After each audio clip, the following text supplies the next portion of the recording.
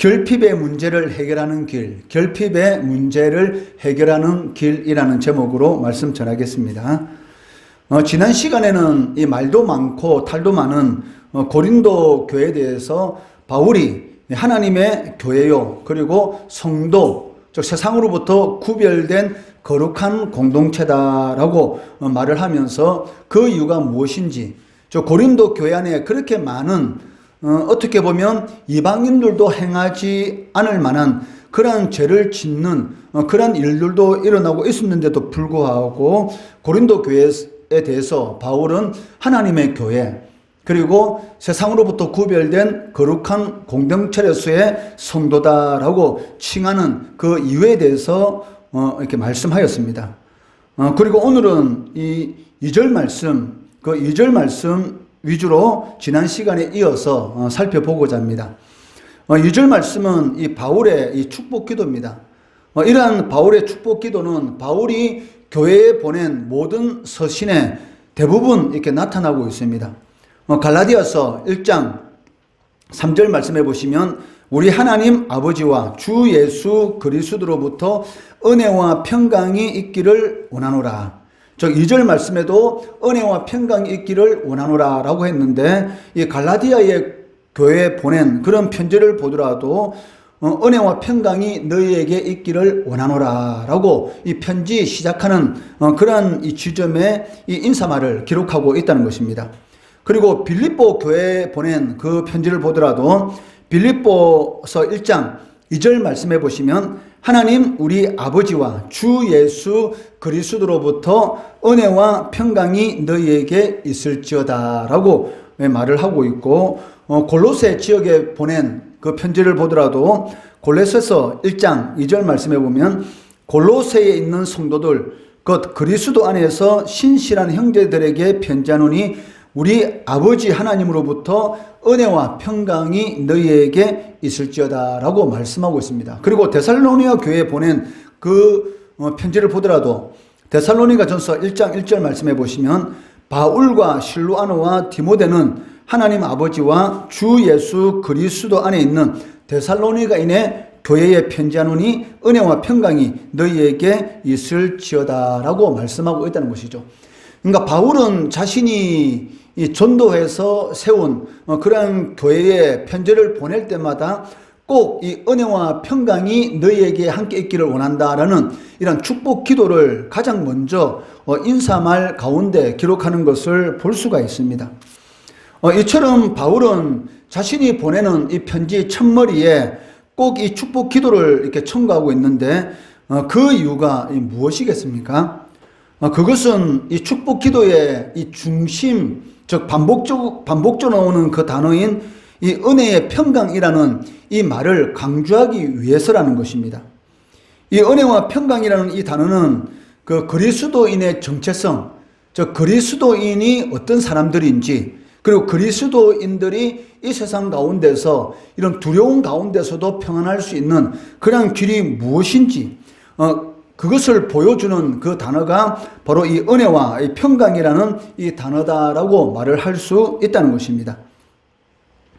먼저 이 은혜, 이 카리스라는 이 단어는 그 바울에게 있어서 그리스도인이 존재할 수 있는 그러한 근거를 잘 보여주고 있습니다. 이 은혜라는 이 단어의 의미가 무엇인지 이 의미를 가장 잘 표현한 그러한 이 성경 말씀이 있는데 에베소서 2장 이 8절 9절 말씀입니다. 너희는 그 은혜에 의하여, 즉 하나님의 은혜에 의하여 믿음으로 말미암아 구원을 받았으니 이것은 너희에게서 난 것이 아니요 하나님의 선물이라. 행위에서 난 것이 아니니 이는 누구든지 자랑하지 못하게 함이라 라고 말씀하고 있습니다. 즉 이 은혜라는 이 단어의 의미를 이 에베소서 2장 8절 9절 말씀해 보시면 이 하나님의 선물로 이렇게 표현하고 있다는 것입니다. 즉 선물이라는 것은 무엇입니까? 내가 어떠한 노력을 하지 않았는데도 불구하고 나에게 그냥 주어지는 것이라고 말을 할 수가 있다는 것입니다. 그 사실 바울은 그 율법의 이런 행위들을 통해서 하나님 앞에 어렵다고 인정받기 위해서 어마어마한 그런 열심을 다해서 노력한 사람이다라고 말을 할 수가 있습니다.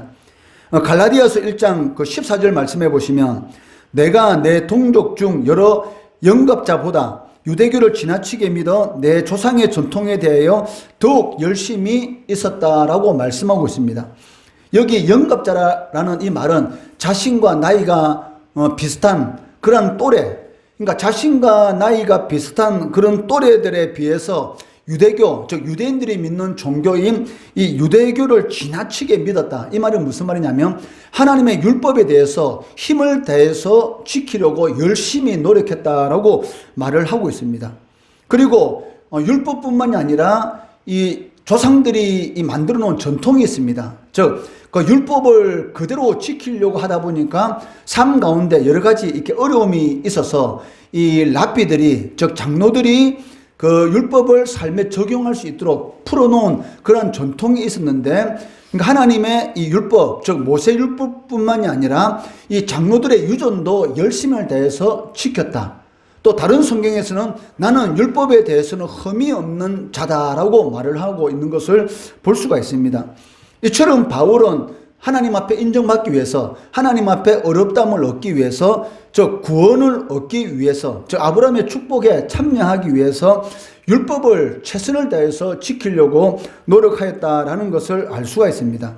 그렇지만 이 예루살렘에서 예수를 믿는 사람들을 잡아서 감옥에 가두고 또 예수 믿는 사람들을 죽이는 데 있어서 찬송패를 던진 이 바울이 이제는 예루살렘 지역이나 이 유대 지역에 예수 믿는 사람들이 다 피신한 것을 알고 이제는 어디까지 쫓아갑니까? 바로 이 다마스커스라는, 지금으로 말하면 이 시리아 이 지역에 이 다마스커스라는 곳으로 가서 거기서 예수 믿는 사람들을 잡아오려고 이렇게 떠나는 것을 볼 수가 있습니다. 그런데 이 다마스커스라는 이 곳으로 가는 길에서 누구를 만나게 됩니까? 바로 부활하신 예수님을 만나게 되고 예수님으로부터 계시를 받게 되고, 그리고 이방인의 사도로서 그때부터 이제 믿지 않는 이방인들에게 복음을 전하는 그 길을 이렇게 걷는 것을 이렇게 볼 수가 있다는 것이죠. 이처럼 부활하신 주님을 만난 이후로 바울 사도가 깨닫게 된 것이 무엇입니까? 하나님 앞에서 이 율법을 지킴으로 하나님 앞에 어렵담을 얻을 육체는 없다는 것입니다. 아무리 인간이 선한 일을 많이 하고 하나님께서 주신 그 율법을 철저하게 지킨다 할지라도 하나님 앞에서는 어렵담을 얻지 못한다는 것이죠. 그 이유가 무엇입니까? 율법은 하나님께서 지킬 수 있기 때문에 이스라엘 백성들에게 하나님께서 이 시내산에서 주어진 것이 아니라는 것이죠. 그러니까 하나님께서 이스라엘 백성들에게 이 613가지의 이 율법을 주실 때는 너희들이 지킬 수 있기 때문에 주신 것이 아니라 지킬 수 없는 것을 하나님께서 주셨다는 것입니다. 그것을 어떻게 알 수 있습니까?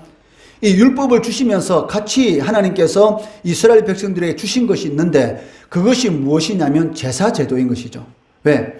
그러니까 율법은 하나님의 백성으로서 이 땅에서 어떻게 살아가야 되는가. 이제 애굽에서 너희들이 구원을 받았으니까 하나님의 백성으로서 살기 위해서는 이 율법을 지켜야 된다라고 하시면서 613가지의 율법을 주셨지만 실질적으로는 율법을 지킬 수가 없죠. 그건 불가능한 것입니다. 약 600가지 율법을 지켰다 하더라도 그 중에 한 가지도 어기면은 그 모든 율법은 지키지 않은 것처럼 되기 때문에 인간의 율법을 지키는 것은 불가능한 것이죠. 그렇기 때문에 하나님께서 이 모세에게 이 율법을 주시면서 함께 주신 것이 있는데 그것이 무엇이겠습니까?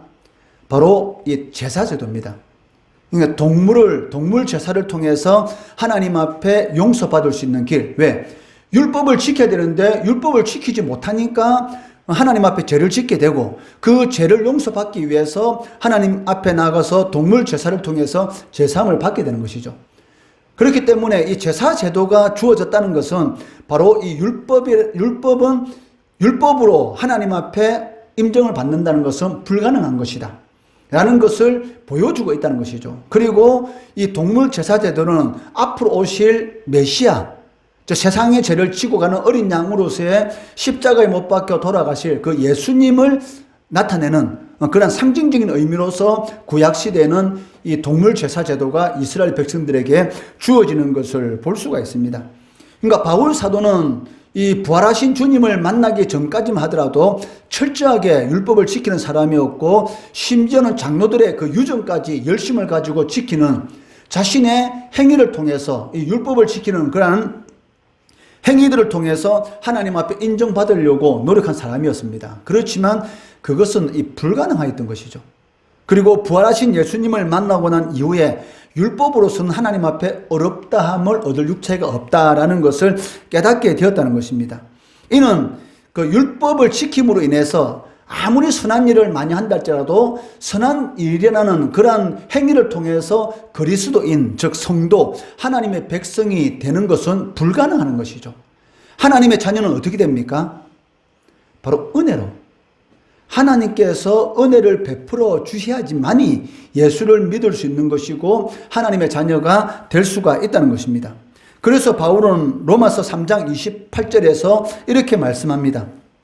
그러므로 사람이 어렵다 하심을 얻는 것은 율법의 행위에 있지 않고 믿음으로 되는 줄 우리가 인정하노라.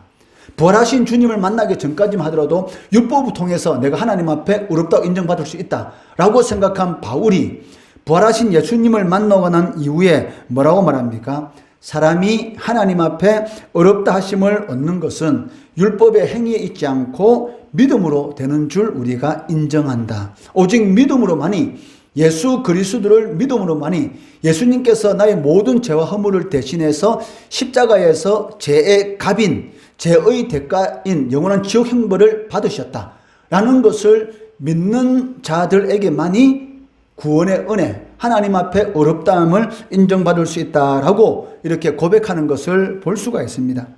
하나님의 은혜 없이는 어렵다함을 얻을 육체가 없다는 것입니다. 그렇기 때문에 이 은혜라는 이 단어는 그리스도인이 어떤 사람인지, 즉 그리스도인의 정체, 예수 믿는 사람들은 자신의 어떤 선한 행위를 통해서 하나님의 자녀가 된 것이 아니고 오직 하나님의 은혜로 말미암아 구원을 받음으로 하나님의 자녀가 되었다라는 이 정체성을 보여주는 것이죠. 세상 사람들은 자신의 선한 행위를 많이 해서 덕을 쌓으면, 즉 공덕을 쌓게 되면 구원을 받을 수 있을 거라는 그런 생각을 가지고 있습니다. 그렇지만 인간은 태어날 때부터 이 원죄라는 죄를 가지고 태어나기 때문에 죄인이 아무리 많은 선한 일을 한다고 할지라도 그 죄의 문제는 해결되지 않는다는 것이죠. 오직 하나님의 은혜로 예수 그리스도께서 나의 모든 죄를 대신해서 형벌을 받으셨다라는 것을 믿는 그 믿음만이, 즉 하나님께서 은혜를 베풀어 주셔야지만이 우리의 모든 죄가 사함을 받고 하나님의 자녀로서의 삶, 그리스도인으로서의 삶을 살아갈 수 있다는 것이죠. 이것이 바로 은혜, 즉 그리스도인의 정체성을 나타내는 단어다라는 것을 알 수가 있습니다. 그렇기 때문에 바울이 자신이 이 복음을 전해서 세운 교회들에게 편지를 쓰면서 제일 첫째로 강조하는 것이 바로 그겁니다. 은혜. 너희가 구원받은 것은 너희가 잘나서, 너희가 다른 사람들보다 배운 것이 많아서, 너희가 가진 것이 많아서 구원받은 것이 아니고 하나님께서 너희를 불쌍히 여기셔서 영원히 지옥 형벌을 받을 수밖에 없는 그런 존재인데도 불구하고 너희들을 건져주셔서 하나님의 자녀 삼아 주셨다. 이것이 바로 은혜다라고 말을 하고 있습니다. 그리고 이어서 이 평강이라는 이 말을 하고 있습니다. 이 평강은 무엇입니까? 하나님의 은혜로 구원받은 이 성도들만이 누릴 수 있는 두려움이 없는 상태, 즉 안락의 상태를 의미한다는 것입니다. 인간의 조상 아담과 하와가 하나님 앞에 범죄하기 전까지만 하더라도 이 안락의 상태를 누리고 있습니다. 전혀 두려움이 없는, 하나님과 언제든지 교제하고 하나님 안에서 평안의 삶을 이렇게 누리고 있었습니다. 그런데 이 죄를 짓고 나니까 어느 순간부터 이 두려움이 밀려오기 시작한 것이죠. 하나님의 목소리를 들을 때 아담아 아담아 내가 어디 있느냐라는 이 목소리를 들을 때 너무나 두려워서 나무 뒤에 숨는 것을 볼 수가 있습니다. 그러니까 아담과 하와가 하나님 앞에 범죄함으로 인해서 결국 이전에는 안식을 누리고 있었지만 이제는 안식이 없는 그런 두려움 가운데 살아갈 수밖에 없는 그러한 존재가 되었다는 것입니다. 이제 그 마음속에는, 즉 아담과 하와뿐만이 아니고 아담과 하와 이후로 태어나는 이 세상에 태어나는 모든 사람들은 이 죄를 갖고 태어나기 때문에, 그리고 죄로 인한 이 두려움 때문에 이 평강을 누릴 수 없는 그러한 존재가 되었고 죄의 지배 아래에서 항상 두려워할 수밖에 없는 그러한 삶을 살아갈 수밖에 없는 존재가 되었다는 것입니다. 그래서 사람들은 어떻습니까? 이러한 두려움, 미래에 대한 두려움, 앞날에 대한 이런 두려움을 극복하기 위해서 사람들은 여러 가지 이 보호막을 만들려고 노력하고 있습니다. 어떤 사람들은 이 돈이 내 인생의 보호막이 될 거야. 나를 진정으로 행복으로 이끌 수 있을 거야 라는 그러한 생각을 가지고 돈을 벌기 위해서 수단과 방법을 가리지 않고 눈에 불을 켜고 돈을 모으고 있습니다. 어떤 사람은 이 권세만 있으면은 어떤 상황 가운데 있을지라도 나는 행복할 거야 라는 그런 생각을 가지고 어떻게 하든지 자신의 지옥구에 있는 사람한테 잘 보이기 위해서 지옥구에 있는 그 사람들이 원하는 일이라면 수단과 방법을 가지지 않고 그 일을 행함으로 이 권세를 차지하려고 노력하는 것을 이렇게 볼 수가 있다는 것이죠. 평소에는 국회의원들이 일반 서민들 보고 고개 숙이는 거 봤습니까? 선거철만 다가오면 어떻게 합니까? 시장바다 찾아가서 그 시장 상인들의 손에 묻어있는 흙도 평소에는 그 흙만 보더라도 손 털고 하는 사람들이 이제는 두 손 잡고 악수하고 난리지 않습니까? 그만큼 이 권세라는 것이 자신에게 이 보호막이 될 것이다. 인생에 대한 두려움을 극복하게 해줄 것이다 라는 그러한 생각을 가진 사람이 있습니다. 또 어떤 사람은 명예가 내 인생의 보호막이 될 수 있어. 나의 두려움을 극복하게 만들 수 있을 거야 라는 그러한 생각을 가지고 이러한 여러 가지를 통해서 자신의 이 두려움을 극복하기 위해서 보호막을 만드는 그러한 사람들을 볼 수가 있다는 것입니다. 그러나 그러한 것들을 아무리 많이 소유하더라도 사실은 그 마음에는 평강이 없다는 것이죠. 그렇게 많은 재물을 가지고 있어도 더 많은 재물을 원하는 이유가 무엇이겠습니까? 두렵기 때문이죠. 왜? 나보다 많이 가진 사람에 의해서 내 인생이 어떤 이런 해를 받을까 싶은 두려움. 내가 저 사람보다는 더 많이 가져야지. 그러니까 우리가 생각하기로는 저 정도 가지고 있으면 죽을 때까지 먹고 사는 걱정 없을 것 같은데 그것도 부족해서 다른 사람이 가지고 있는 것을 뺏어서 더 창고에 채우려고 하는 그러한 사람들을 이렇게 볼 수가 있습니다. 저 정도 권세 가지고 있으면 난 부럽지 않을 것 같은데 라는 그러한 생각이 드는데도 불구하고 더 높은 권세를 차지하기 위해서 수단과 방법을 가리지 않는 것을 볼 때에 이 세상에 있는 그러한 이런 돈이라든지 권세라든지 그런 명예는 사람들의 마음속에 이 평강을, 이 안락의 삶을 줄 수가 없다는 것입니다. 왜냐하면 그 인간은 이 죄를 지음으로 인해서 뭔가 부족한 이런 결핍의 상태가 있기 때문입니다. 뭔가 부족해요. 많은 것을 가지고 있는데도 불구하고 뭔가 부족하다는 그러한 생각이 끊임없이 마음속 깊은 곳에서 이렇게 올라오기 때문입니다. 즉 다르게 표현한다면 마음속에는 아무리 많은 것을 채운다 할지라도 채울 수 없는 그런 이런 블랙홀과 같은 그런 구멍이 뚫려 있다는 것이죠. 과연 우주에 있는 블랙홀을 채울 수 있는 것이 있을까요? 블랙홀은 채울 수가 없죠. 끊임없이 블랙홀은 빨아들이지 않습니까? 끊임없이 빨아들인, 그러더라도 채워지지 않는 그러한 구멍이 우리 인간의 이 마음 가운데 있다는 것이죠.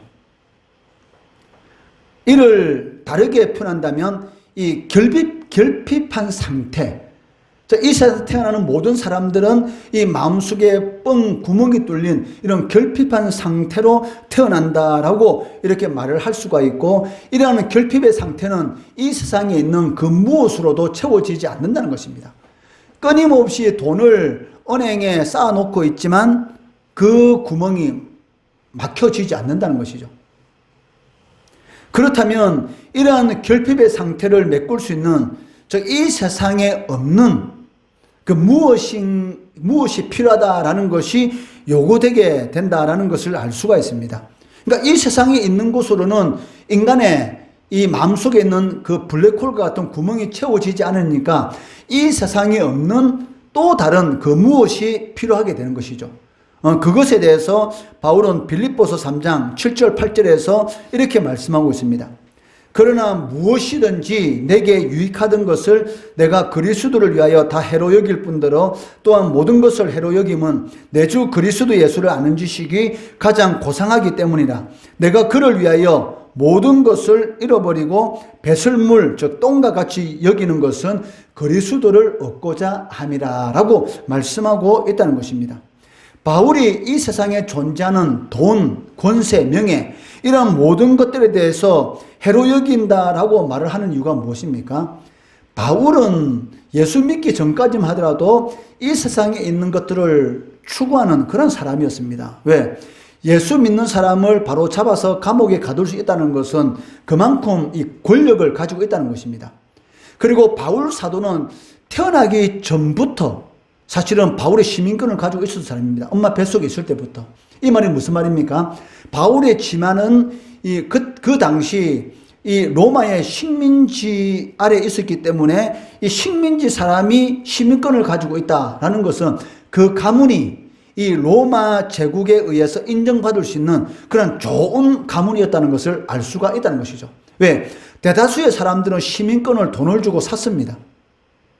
돈 있는 사람들은. 근데 바울은 이미 태어나기 전부터 그 시민권을 가지고 있었다라고 말하고 있기 때문에 그 가문이 대단한 가문이었다라고 말을 할 수가 있다는 것이죠.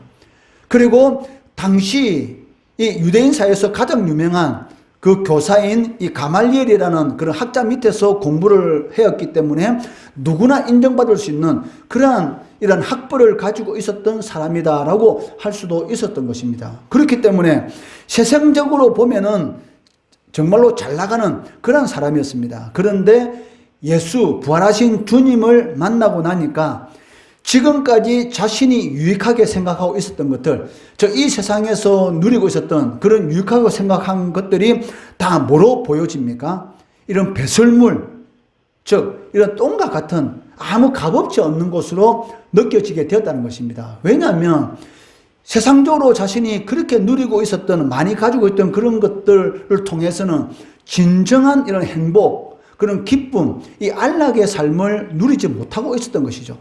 그렇기 때문에 어떻게 하든지 더 많은 것을 누리기 위해서 이 다마섹이라는 곳에 예수 믿는 사람들을 잡으러 갔지 않습니까? 왜? 더 높은 곳에 올라가기 위해서.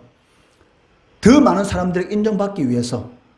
그랬지만 항상 이 바울의 마음속에는 뭐가 있습니까? 뭔가 모르는 이런 허전함, 뻥 뚫린 그런 것이 있었던 것이죠. 이것은 솔로몬 왕도 그렇게 말하지 않습니까? 솔로몬 왕은 뭐라고 말합니까? 자신의 눈이 원하는 모든 것들은 다 해봤다. 이 말은 무엇입니까? 내 눈에 보이는 것, 내가 갖고 싶은 것, 내가 하고 싶은 것, 그런 모든 것들은 다 해봤다. 이렇게 말을 합니다. 그런데 솔로몬이 하는 고백이 무엇입니까? 헛되고 헛되니 헛되도다. 그러니까 자신이 하고 싶은 모든 것들을 다 누려봤는데도 삶이 헛되다는 것이죠. 그러니까 진정한 기쁨이 없었다라고 고백하는 것을 이 전도서를 통해서 우리는 볼 수가 있습니다.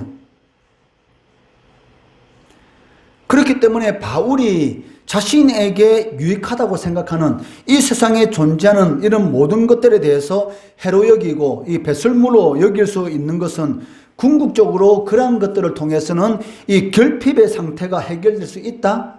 없다는 것이죠.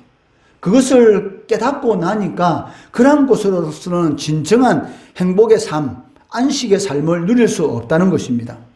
오직 한 가지만이 이 죄로 인한 인간의 이 결핍의 이 문제를 해결할 수 있는데 그것이 무엇입니까? 바로 예수 그리스도를 아는 지식이다라고 이렇게 말을 하고 있어요. 그러니까 하나님의 아들이신 예수에 대해서 여러분들이 얼마나 알고 있느냐? 즉 다르게 표현한다면 예수 그리스도 그분 자체에 대해서 얼마나 내가 알고 있느냐?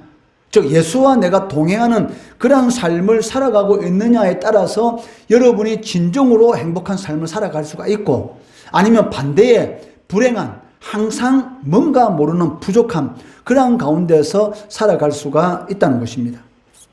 세상이 우리들에게 주는 것은 마치 목마를 때 마시는 이 바닷물과 같다라고 말을 할 수가 있습니다. 여러분 목마를 때 바닷물 마시면 어떻게 됩니까? 그 순간은 시원하죠. 그렇지만 더 목마르게 되는 것이죠. 순간적으로는 시원하게 느껴질 겁니다. 그렇지만 그 바닷물이 목구멍을 넘어서 들어가는 즉시 더 갈증을 느끼게 되고 결국은 죽게 되는 것이죠. 그 당시는 해결되는 것 같습니다. 그렇지만 실상은 더 고통스럽게 만들 뿐이라는 것입니다. 그러니까 이 1년에 한 번씩 그 세계에서 이런 어느 나라가 가장 행복 지수가 높은가라는 것을 이렇게 조사를 하지 않습니까? 그런데 보면 의외로 이 행복 지수가 높은 나라가 이런 제3제국, 즉 못 사는 나라, 그런 나라가 행복 지수가 더 높은 곳으로 나타나는 경우가 사실은 많습니다. 그 이유가 뭐냐고 살펴보니까 사실은 그 나라 사람들은 가진 것이 너무 없기 때문에 약간만 가지더라도 너무 행복하다는 것이죠. 그 오늘날 여러분들 이 주일학교 학생들한테 선물을 준다고 연필이나 샤프나 이런 지우개 이런 선물을 줘보세요. 애들 가져가지 않습니다. 그런데 목사님 어릴 때 주일학교 다닐 때만 하더라도 그 연필 뒤에 지우개 달린 연필, 지우개 달린 그 연필 하나만 주더라도 얼마나 행복했는지 몰라요. 그 지우개 달린 그 연필 하나만 받으면 너무나 기쁘고 너무나 행복했습니다. 연필로 공책에 쓰다가 틀리면 뒤로 돌려서 그 지우개로 지우고, 이게 너무나 좋은 거예요. 그 한 자루만 받더라도 너무나 행복하고 기뻐했습니다. 요즘은 연필 한 타스를 선물로 주더라도 애들이 가져가지 않습니다. 그걸 놔두고 가요. 그러니까 기쁨을 누리지 못하는 것이죠. 왜? 너무나 많은 것을 가지고 있다 보니까 이 조그만 것에 기쁨을 누리지 못하는 것을 볼 수가 있습니다. 그런데 목사님 자랄 때 그 70년대, 80년대 그때는 너무나 가진 것이 없다 보니까 이 연필 한 자루만 교회에서 선물로 주더라도 너무나 행복하고 너무나 기쁘고 너무나 즐거웠어요. 그리고 목사님 어릴 때 운동화 한 켤레 사지 않습니까? 첫날은 싫지도 않습니다. 부모님이 그 운동화 한 켤레 사주면 그거 가지고 잠잘 때 옆에 놔두고 잠을 잤습니다. 방에. 혹시나 그 신발, 새 신발 바닥에 흙 묻을까봐.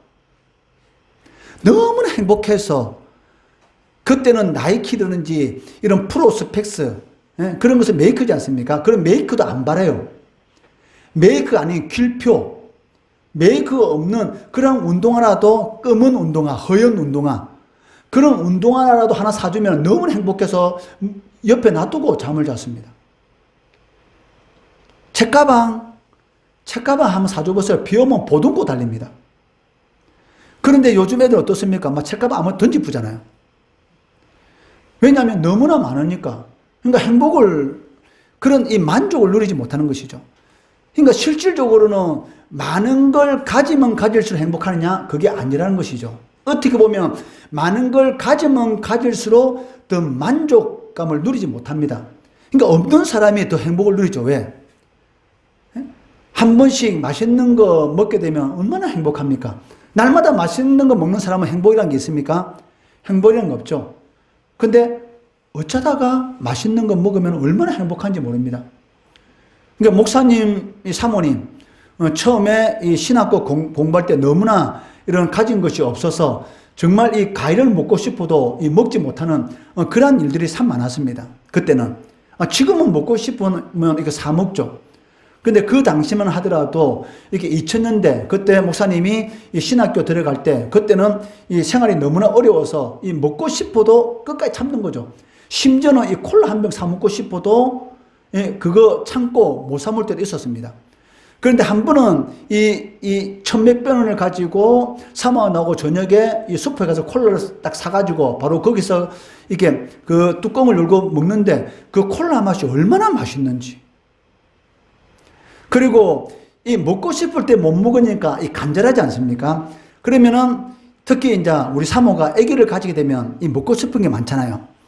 그런데 하나님께서는 이 우리 사모에게 주시는 이 기도의 은사가 뭐가 있냐면 먹고 싶은 거를 위해서 기도하면은 그 기도는 적방으로 이게 딱 응답받는 거예요. 하나님, 그래서 우리 사모가 오렌지를 먹고 싶습니다 라고 생각하고 하나님께 기도하잖아요. 그러면 교회 지사님들 어느 날 갑자기 오렌지를 사가지고 오는 거예요. 그러니까 얼마나 행복한지. 그러니까 사 먹고 싶을 때 못 사 먹었는데 너무나 먹고 싶어서 기도했는데 그 다른 사람을 통해서 그러한 이 과일이 왔을 때 그 기쁨은 여러분들은 모르죠. 왜냐하면 사 먹고 싶으면 사 먹을 수 있지 않습니까? 그런데 사 먹고 싶을 때 못 사 먹었을 때에 그러한 것을 가지고 기도했을 때에 그 과일이 왔을 때 그 만족감, 그 행복은 여러분은 모릅니다. 그러니까 행복감, 그러니까 너무나 많기 때문에 왜 돈이 있기 때문에 먹고 싶은 것 언제든지 사 먹는다? 그럼 그것은 당연하게 생각하지 않습니까? 그런데 사 먹고 싶어도 없어서 못 사 먹는데 하나님께서 기도 응답으로 다른 사람을 손을 통해서 이 주어졌을 때 그 기쁨, 그 행복감은 이루 말할 수 없죠. 하나님 너무 감사합니다. 하나님 앞에 영광 돌리는 것이죠. 그리고 그 먹을 때의 그 기쁨이라는 것은 이루 말할 수가 없습니다. 그러니까 여러분들은 그걸 몰라요. 목사님이나 사모님이나 그런 가정을 많이 겪어봤기 때문에 이 기도하면서 하나님께서 채워주시는 그런 은혜들, 그러한 것은 정말로 여러분이 모르는 겁니다. 그런 은혜는 이 세상에 줄 수 없는 그 무엇과는 비교할 수 없는 은혜인 것이죠. 그러니까 바울이 부활하신 예수님을 만나고 나니까 그 은혜를 깨달았습니다. 그래서 하는 고백이 무엇입니까? 지금까지 자신에게 유익하는 것, 이것을 모든 것들을 해로 여길 뿐더러 모든 것들을 해로 여김은 예수 그리스도를 아는 지식이 가장 고상하다, 가장 위대하다라고 이렇게 고백하는 것을 볼 수가 있습니다. 그렇기 때문에 인간의 이 결핍의 상태, 인간의 이 결핍의 상태를 해결할 수 있는 것은 무엇이냐? 바로 예수 그리스도입니다. 여러분들이 예수님을 얼마나 잘 믿느냐? 그 믿음 생활을 통해서 진정한 이 결핍의 문제, 내가 많이 가졌든지 아니면 가진 것이 없든지 어떤 상황 가운데 있을지라도 하나님 앞에서 이 안식할 수 있는, 평안할 수 있는 그런 은혜가 임하게 된다는 것이죠. 부족했지만 하나님 앞에 기도하면 그때마다 다 주시니까 행복한 것이죠. 그러니까 부족한데 부족함이 없는 그런 일들이 일어나게 되는 것이죠. 이스라엘 백성들이 광야에 먹을 것이 아무것도 없습니다. 그렇지만 하나님께서는 때에 따라서 뭐를 주셨습니까? 만나도 주시고, 고기 먹고 싶다니까 메추라기 주시고, 목마르다니까 반스를 깨트려서 물을 주시고, 이것이 하나님의 살아계심을 삶 가운데 체험하지 않습니까? 그 체험만큼 이 감사한 것이 없다는 것이죠. 그 여러분들도 그런 은혜를 한번 체험해 봐야 됩니다. 목사님이 그 신학대학원 이 시험 칠 때 그 4대1의 이 경쟁률이었습니다. 그 당시에는 이 신학대학교 재수하는 것은 평범한 것이다. 이렇게 말이 돌 정도로 그만큼 그 신학대학원이 들어가는 것이 이렇게 어려웠습니다. 그런데 그 목사님 같은 경우는 그때 그 영남대학교 다니고 있을 때고, 편입해서 영남대학교 3학년 다니고 있을 때고, 3학년 마치고 한번 이렇게 4학년 이제 졸업하게 되면 신학대학원 시험을 쳐야 될 건데, 이 3학년 그 편입했기 때문에 이미 그 목사님 같은 경우는 신학대학교는 4년 졸업하고, 그리고 영남대학교 일반대학교 이 3학년 편입해가지고 1년 마치고, 내년에 이제 신학대학원 시험을 칠 거니까 한번 이 경험 삼아 한번 신학대학원 시험을 치보자라는 그런 생각을 가지고 이렇게 준비를 했어요. 그때 우리 큰아들 성은이가 애기 어렸기 때문에 그때 한 3개월 정도 집에서 엄청나게 열심히 공부했는데 너무나 피곤하니까 성은이 아둥고 공부하다가 이 손에서 쫙 빠져나가지고 이 성은이 머리 땅바닥에 처박힐 뻔도 했습니다. 그런 과정 가운데서 하여튼 간에 이렇게 갑자기 이렇게 책상에 앉아서 공부할 때 이렇게 나도 모르게 깜빡한 것이죠. 너무 피곤하니까. 왜 그때 이 교육전도사로서 사역도 하고 있었고 또 학교를 다니고 있었고, 그러니까 몸이 너무 피곤한 거죠. 그러니까 책상에서 이렇게 공부를 하면서 이 성은이를 이렇게 딱 안고 있었는데 나도 모르게 이렇게 잠이 들 거예요. 그러니까 잠이 드니까 어떻게 되게요? 애가 손이 이렇게 싹 풀리면서 수르륵 떨어지니까 이 자고 있는 가운데 뭐가 수르륵 뜨는데 팍 잡았는데 어디 잡았겠습니까? 성은이 발목. 그리고 머리는 이 방바닥하고 이만큼. 안 그러면 쿵 이렇게 찍었겠죠. 예? 그 정도로 이렇게 피곤한 상황 가운데서도 이렇게 공부를 했습니다.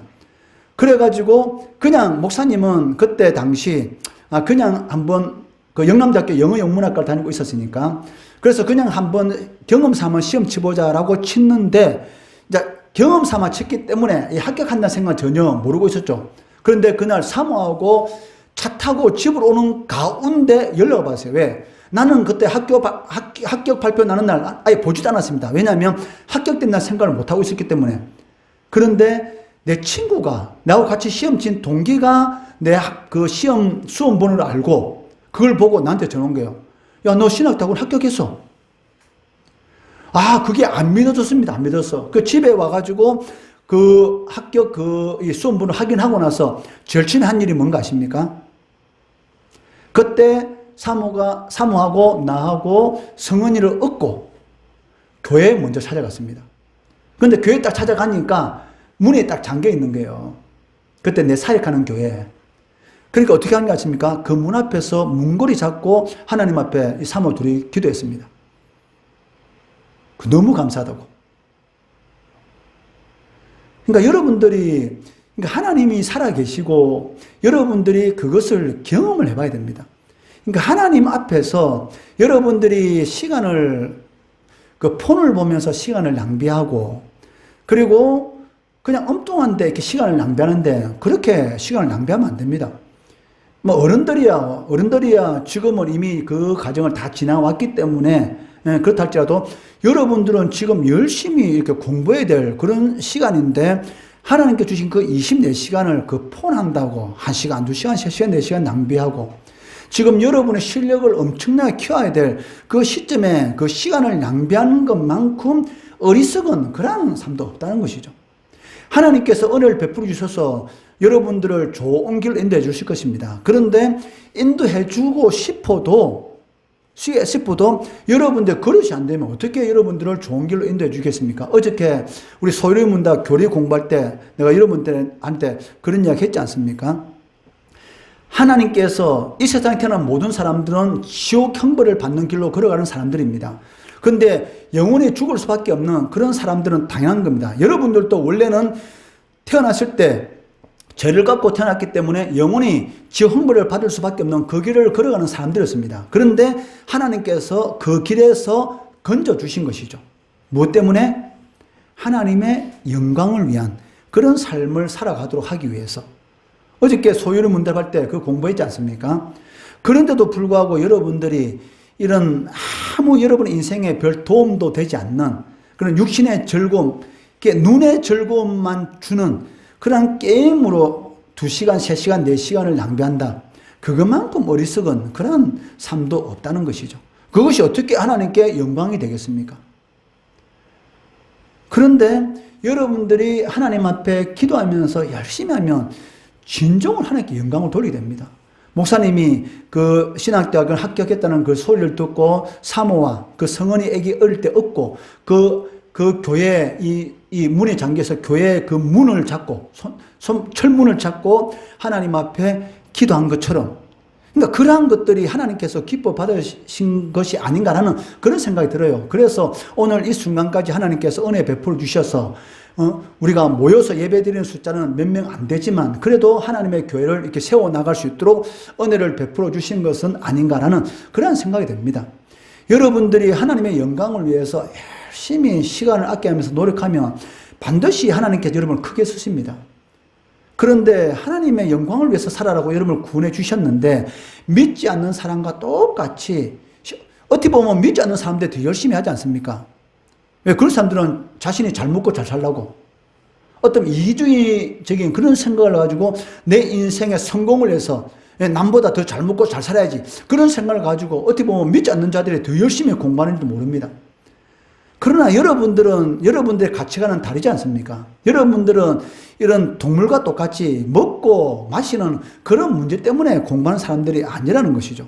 하나님의 영광을 위해서, 나를 구원해 주신 그 하나님의 영광을 위해서 이런 어마어마한 그런 목적을 가지고 여러분들은 공부하는 사람인데, 그 시간 2시간, 3시간, 4시간을 아무 의미 없는 그런 것들을 통해서 시간을 낭비한다. 그것만큼 어리석은 일이 어디 있겠습니까? 여러분들의 진정한 하나님 앞에 이 다니엘과 같이 이 결심, 내가 우상 앞에 바쳐진 음식은 먹지 않겠다라는 그 결심, 어떻게 그 당시 이 바벨론의 포로로 잡혀간 그런 그 10대 청년이 내가 그 하나님 앞에 왕이 주는 진미를 먹지 않겠다, 이건 죽는 것이죠. 그런데 그 우상 앞에 바치진 음식이기 때문에 내가 결심을 해서 왕이 주는 진미를 내가 먹지 않겠다라고 결심하고 나니까 죽었습니까? 오히려 하나님께서 그 믿음을 보시고 크게 사용하셔서 결국은 그 몇 제국의 이런 바벨론 제국, 그리고 바사, 페르시아 제국에 이르기까지 이런 제2인자로서의 그러한 이런 하나님께 영광 돌리는 그러한 권력을 가지고 하나님께 영광 돌리지 않습니까? 그렇습니다. 여러분들이 하나님의 영광을 위해서 내가 살아가겠다라는 그런 결단을 가지고 하나님 주신 시간을 열심히 아껴서 지금 여러분이 하는 일은 무엇입니까? 여러분 공부지 않습니까? 중고등부 학생들은. 우리 어른들은 무엇입니까? 하나님의 교회를 위해서 기도 열심히 하는 것. 엉뚱한 데 시간 낭비하는 것이 아니고 예수를 더 알아가는 것. 이것이 우리 성인들이 할 일이고 하나님의 열심히 섬기고 여러분들이 할 일은 무엇입니까?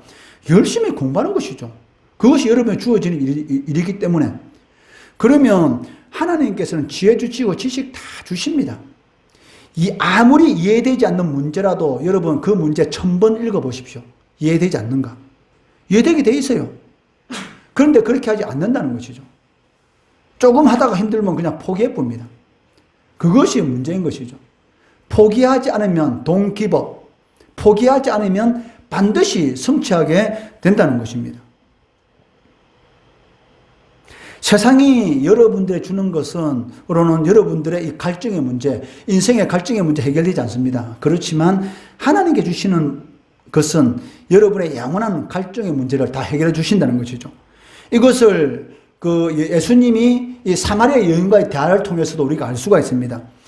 요한복음 4장 13절, 14절 말씀해 보시면 예수께서 대답하여 이르시되 이 물을 마시는 자마다 다시 목마르려니와 내가 주는 물을 마시는 자는 영원히 목마르지 아니하리니 내가 주는 물은 그 속에서 영생하도록 솟아나는 샘물이 되리라. 즉 이 운물, 세상에 있는 이 운물 마시면 그 순간적으로는 너의 갈증이 해결될 거야. 그렇지만 그 갈증은 순간적이지 영원한 갈증이 해결이 되지 않는다. 그렇지만 내가 주는 물, 그는 이 세상에 주는 물이 아니고 영혼의 이 갈증을 해결시키는 그러한 물은 영원한 안식을 주는 물이다라고 말씀하고 있다는 것입니다. 세상에 속한 것으로부터 나오는 모든 것들, 여러분 내 좋은 옷을 사입고 싶다. 그 좋은 옷 사면은 그 순간적으로는 즐거운 기쁨이 해결될 수가 있습니다. 그렇지만 그 문제 해결되면 또 다른 문제가 기다리고 있어요. 여러분들 그런 생각 안 느껴봤습니까? 이 문제 해결되면 이제는 걱정 근심 없을 것이다 라고 생각했는데 지나고 나니까 또 다른 문제가 기다리고 있는 것이죠. 인생은 끝없는 문제의 연속입니다. 그 문제 가운데서 우리가 승리할 수 있는 그 길은 무엇입니까? 하늘로부터 오는 그런 신령한 것을 입는, 하늘로부터는 신령한 것을 통해서만이 우리가 참 기쁨의 문제, 참 평안을 누릴 수가 있다는 것입니다. 그래서 바울은 교회에 편지를 보낼 때마다 가장 먼저 강조하는 인사말이 무엇입니까? 바로 우리 주 예수 그리스도와 하나님 아버지로부터 너희에게 은혜와 평강이 있기를 원하노라. 즉 은혜 그리고 평강이 그리스도인에게서 가장 큰 이 중요한 그런 요소인 것을 알 수가 있습니다. 우리가 은혜를 통해서 죄로부터 우리가 구원을 받게 되고 또 하나님의 말씀대로 살아갈 때 그 평안의 은혜, 즉 안식의 삶을 누릴 수가 있다는 것입니다. 인간의 모든 죄로 인한 이런 모든 결핍의 문제는 오직 하나님으로부터는 은혜와 평강을 통해서만이 해결될 수가 있습니다. 이것을 꼭 아시고 은혜와 평강이 여러분의 삶 가운데 차고 넘치시기를 주의 이름으로 축원합니다.